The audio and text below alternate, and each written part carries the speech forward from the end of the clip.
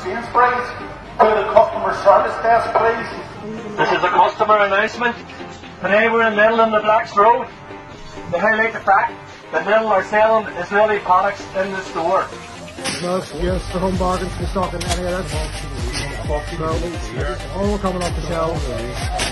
We're here today to let people know that AXA invests in Israeli banks, financing war crimes and the theft of Palestinian land and national resources. Attention shoppers! Apologies for the disturbance. We're here with Mothers Against Genocide and we're asking Lidl to stop selling Israeli produce. The wipes we have here in this basket are all produced in Israel. These leaky new baby wipes are contaminated with genocide.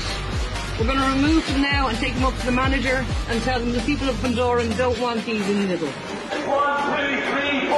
Occupation no more. 5, 6, 7, 8. Israel is a terrorist state. Free, free. Palestine. Free, free. Palestine. Free, free. Palestine. This is Ireland's moment.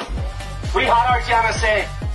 And we know what it's like for our ancestors. We started there purposely.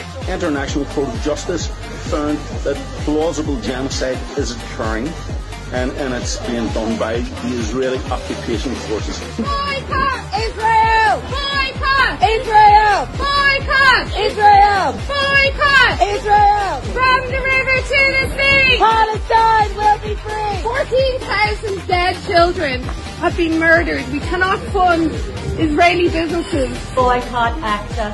Cancel your account and tell them why you're cancelling. They are complicit in the funding of Israeli genocide. Sainsbury's manager to the customer service desk, please.